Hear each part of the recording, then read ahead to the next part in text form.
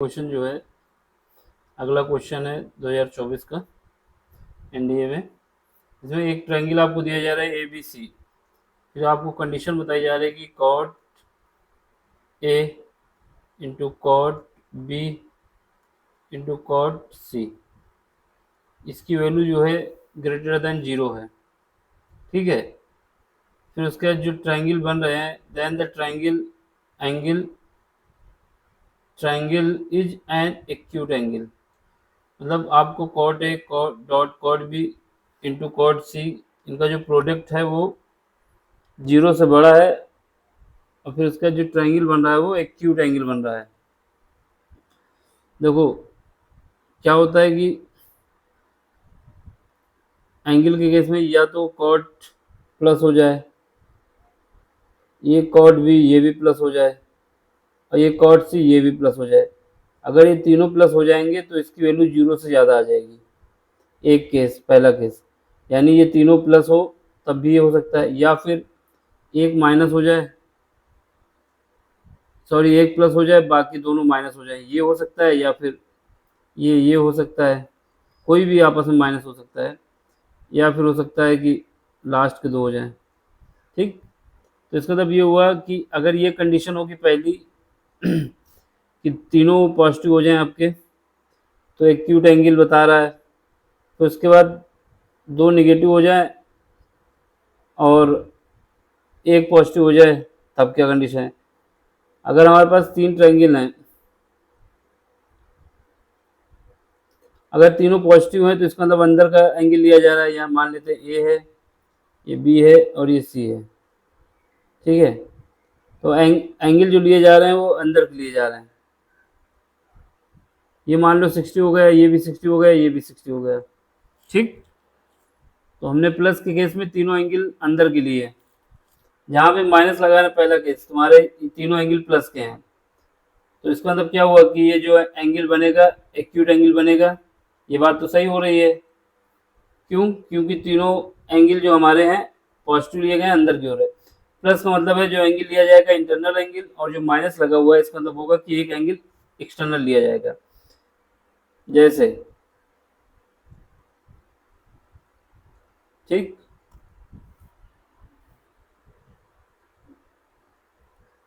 यहाँ पे एक एंगल ये हो जाएगा, बाकी जो एंगल लिए जाएंगे बाहर के लिए जाएंगे। ये माइनस, मान लो प्लस का हमारा ए है, ये प्लस का है, बाकी जो लिए जाएंगे बाहर लिए जाएंगे, यानी अंदर का लेके बाहर का लेंगे। ये माइनस ये बताता है कि एक्सटर्नल एंगल लिया है। फिर आपसे पूछ रहा है क्या यह एंगल आपका एब्ट्यूज एंगल बनेगा। देखो बात यह है कि आपने दो एंगल ले लिए एब्ट्यूज, यानी दो एंगल बड़े ले लिए। कभी भी ट्रायंगल में दो एंगल एब्ट्यूज नहीं हो सकते। कभी भी कोई ट्रायंगल, राइट एंगल ट्रायंगल है हमारा, राइट एंगल ट्रायंगल है, एक 90 डिग्री का, बाकी दो छोटे हो जाएंगे। एब्ट्यूज एंगल जब बनता है तो उसमें क्या होता है, ज़्यादा से ज़्यादा एक एंगल जो हो सकता है वो हमारा हो सकता है क्या, एक एंगल बड़ा हो सकता है 90 से, बाकी जो रिमेनिंग के एंगल है वो 0 मतलब 90 से कम होंगे। तो यानी इन दोनों का सम भी 90 से कम आएगा। इसका मतलब ये होगा किसी भी ट्रायंगल में तीन एब्ट्यूज एंगल बन सकते हैं, और तीन एक्यूट एंगल बन सकते हैं। एक्यूट एंगल बन सकते हैं। एब्ट्यूज एंगल कितना बनेगा कि किसी भी ट्रायंगल में एक बनेगा। ठीक है, तो इसका मतलब क्या हुआ, ये कहना चाहता है कि आपके एब्ट्यूज एंगल बनेगा, ऐसा नहीं हो सकता, क्योंकि एक ही ट्रायंगल बन सकता है, एक ही एब्ट्यूज एंगल बन सकता है, बाकी दो तो बन नहीं सकते। और हमने दो निगेटिव लिए, इसका मतलब दो एब्ट्यूज एंगल मान लिए या एक्सटर्नल एंगल मान लिए, तो वो ट्रायंगल नहीं बन पाएगा वो। इस वजह से ये बात गलत है। तो केवल ए पार्ट सही है। क्यों? क्योंकि पहला केस सही है। यहाँ पे टेन कॉट से कोई मतलब ही नहीं है, जो कॉट है वही टेन है, बस चेंज हो जाएगा। लेकिन यहाँ भी इससे मतलब है एब्ट्यूज एंगल, यानी ऐसा एंगल बन ही नहीं सकता जो एब्ट्यूज एंगल हो, क्योंकि दो माइनस लेने का मतलब है कि एक्सटर्नल एंगल ले रहे हैं, और तो फिर एंगल काउंट ही नहीं हो रहा ना, तो ट्रायंगल ही बन पाएगा। अगर एक एब्ट्यूज होता तो बन जाता, दो नहीं बन पाएगा। अब ये वाला क्वेश्चन क्या कह रहा है, आपसे कह रहा है कि ए और बी जो है वो सेंटर हैं, और सी को बताया जा रहा है रेडियस है। ठीक है। अब आपसे वैल्यू पूछ रहा है कि a square plus b square plus c square की वैल्यू क्या होगी। जो सर्किल दिया गया है, सर्किल की इक्वेशन, उससे जब कंपेयर करेंगे तो सेंटर हमारा ए कॉमा बी जो आएगा वो क्या आ जाएगा, ये क्या होता है, एक्स का कोफिशिएंट माइनस के साथ डिवाइड बाई 2, वाई का कोफिशिएंट माइनस के साथ डिवाइड बाई 2, यहाँ पे आ जाएगा माइनस का 1, यहाँ पे आ जाएगा माइनस का 3। फिर उसके बाद रेडियस क्या होती है, आर इज इक्वल टू होता है under root a square plus b square minus क्या होता है, ये कांस्टेंट होता है, यहाँ पे कांस्टेंट सी है। ठीक, जब इससे वैल्यू रखेंगे तो क्या होगा,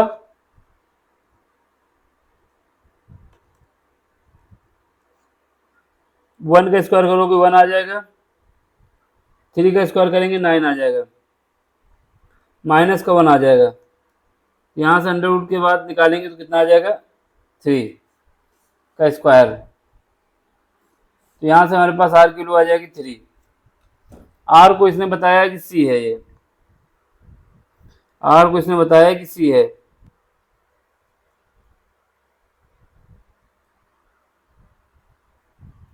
जब आर को सी बताया तो यहाँ पे सी की जगह सी डैश कर दो जिससे कंफ्यूजन ना हो, ये हमारा सी हो जाएगा। तो सी की वैल्यू कितनी आ जाएगी, 3 आ जाएगी। अब जो वैल्यू निकालनी है, ए की वैल्यू हमारे पास कितनी आ गई, इससे कंपेयर करोगे तो ए की वैल्यू -1, बी की वैल्यू कितनी आ गई, -3। अब क्या करना है, इसको सॉल्व करना है।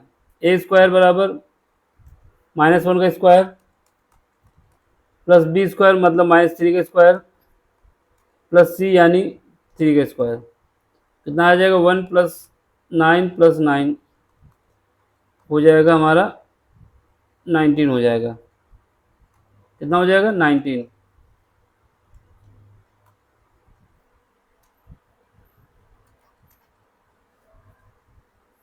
ऑप्शन ए हो जाएगा। अगला क्वेश्चन आपसे कह रहा है कि 1 - 1 2 एंड 2 1 - 1 क्या है, इन पॉइंट है किसी डायमीटर के, जो कि स्फेयर है।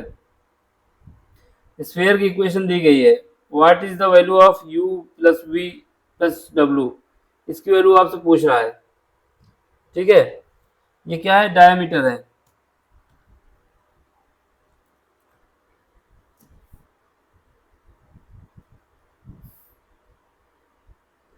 डायमीटर के 2 पॉइंट दिए गए हैं, यानी कोई स्फेयर होगा उसके 2 पॉइंट दिए गए हैं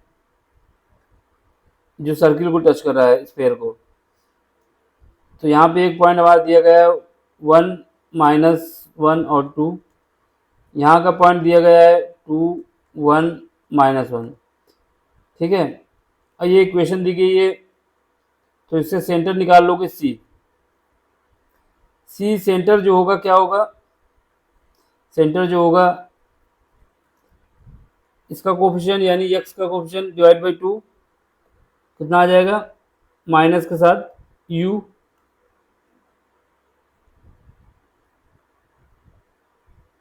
इसका आ जाएगा -v और इसका आ जाएगा -w।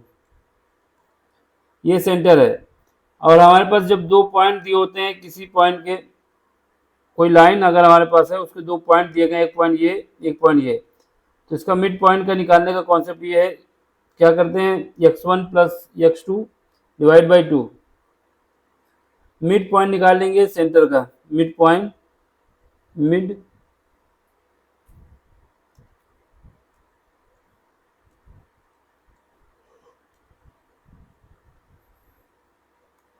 मिड पॉइंट किसका, डायमीटर का।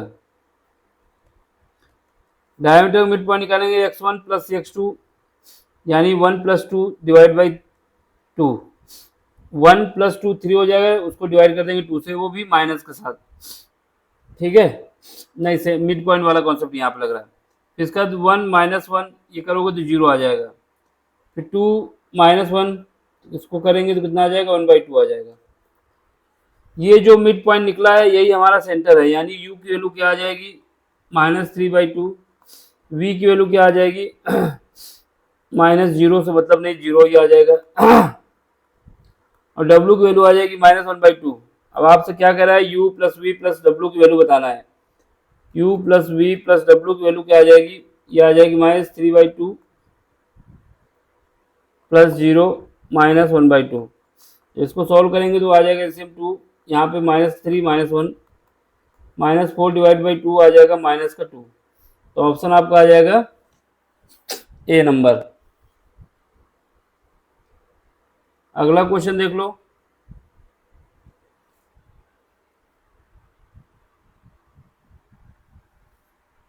कह रहा है कि एक एक्स वाई प्लेन है जिसमें x बराबर 5 है। आपको बताना है कि the number of point represent by the equation x बराबर 5 ऑन एक्स वाई प्लेन। तो जब एक्स वाई प्लेन बनाना है तो एक्स वाई प्लेन बना लो पहले। ये हमारा x है, ये y है और ये z है, ठीक है। अब यहाँ पे x जो हमारा है वो यहाँ पे लाई कर रहा है। ये प्लेन बना देते हैं यहाँ पे,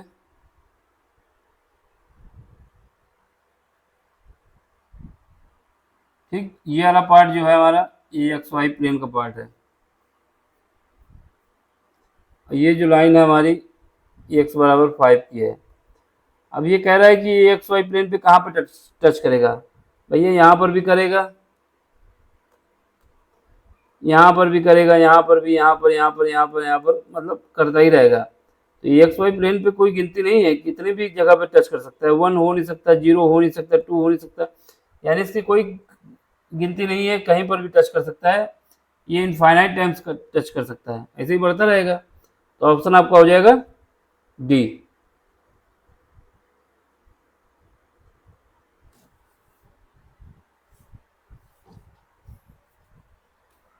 आपसे कह रहा है कि एल एम एन जो है डायरेक्शन कोसाइन है किसका, एक नॉर्मल प्लेन दिया जा रहा है 2x - 3y plus 6z plus 4 बराबर 0 का।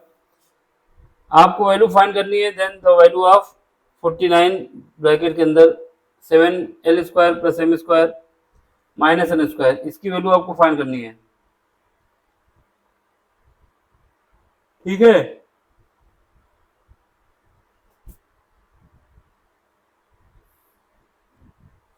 तो डायरेक्शन कोसाइन कैसे निकाला जाता है, जो इसके पॉइंट दिए गए हैं, जो कोफिशिएंट है उसको लिख लो। n cap is equal to आ जाएगा, ये क्या है, जो कोफिशिएंट इसके दिए गए उसको लिखो ऐसे ही। पहला 2 दिया गया है, x का कोफिशिएंट उसको लिख दो, फिर y का कोफिशिएंट -3 उसको ऐसे लिख दो, फिर उसके बाद z का कोफिशिएंट 6 है, इसको ऐसे लिख दो।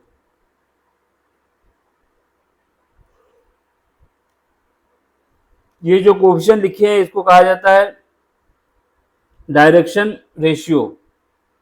डायरेक्शन कोसाइन नहीं, direction ratio, direction ratio.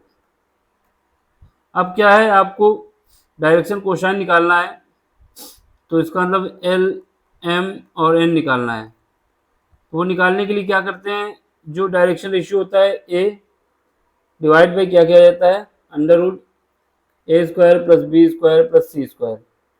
Same ऐसे ही बी निकालना होता है तो √a² plus b² plus c²। Same ऐसे ही सी निकालना होता है तो √a² plus b² plus c²। ठीक है, यही कॉन्सेप्ट लगता है। तो बस इसी का यूज करना है, एल एम एन निकल आएगा, एल एम एन। तो पहले क्या है, ए निकालना है, तो क्या करेंगे, 2 डिवाइड बाई इन सब का स्क्वायर करो, कितना आएगा 4 a का स्क्वायर प्लस 3 का स्क्वायर माइनस 3 का स्क्वायर 9, 6 का स्क्वायर आ जाएगा 36।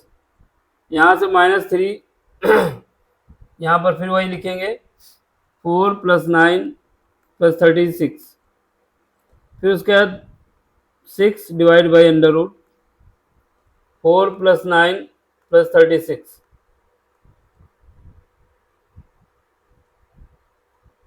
ठीक है, कहाँ गए भाई, आओ अभी तुम्हें सॉल्व करना है। तो यहाँ से हमारे पास इसकी वैल्यू आ जाएगी क्या, 2/7, क्योंकि उनको सब ऐड करो कितना आ जाएगा 40 + 9 49, अंडर रूट के बाहर 7 आएगा, -3/7, यहाँ पर 6/7, ये वैल्यू निकाल आई। अब हमें क्या करना है, इसका सॉल्व करना है। तो किसकी वैल्यू निकालना है, 49, 49 को बाहर रखो, ब्रैकेट में जाओ, एल स्क्वायर ठीक है। यहाँ से क्या करोगे, 4 का square plus 49 plus m square की जगह रखोगे 9 + 49 माइनस 36/49। इसको सॉल्व करोगे, ये वैल्यू अलग है, ठीक है। जब इसको सॉल्व करेंगे कितना, 49 एलसीएम ले लो, 49 से 49 कट जाएगा सबका, यहाँ पे 28 हो जाएगा, यहाँ पे 9 हो जाएगा, यहाँ पे 36 हो जाएगा। ये कितना हो जाएगा, 37 में एक इधर दो दोगे, इधर दोगे 38 नहीं, 2 देना पड़ेगा, और 9 17, ठीक है। 37 - 36 = 1, आपका आंसर आ जाएगा 1, ठीक है। अगला क्वेश्चन देख लो, इसमें आपसे कह रहा है कि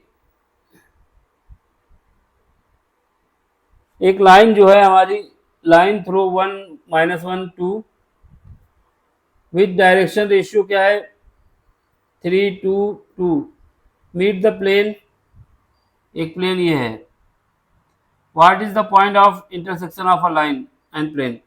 तो भैया इन दोनों का जो पॉइंट जो मिलेगा वो इनके मिड पॉइंट पे मिलेगा। तो इसका मतलब ये हुआ कि जो भी पॉइंट होगा वो इस इक्वेशन को सेटिस्फाई करेगा। जब सेटिस्फाई करेगा तो मिला लेते हैं। पहले ऑप्शन रखेंगे, एक्स की जगह पहला ऑप्शन ए लेंगे, क्या है 4 4 1। अगर ये इसको सेटिस्फाई करता है तो ठीक है, नहीं तो नहीं।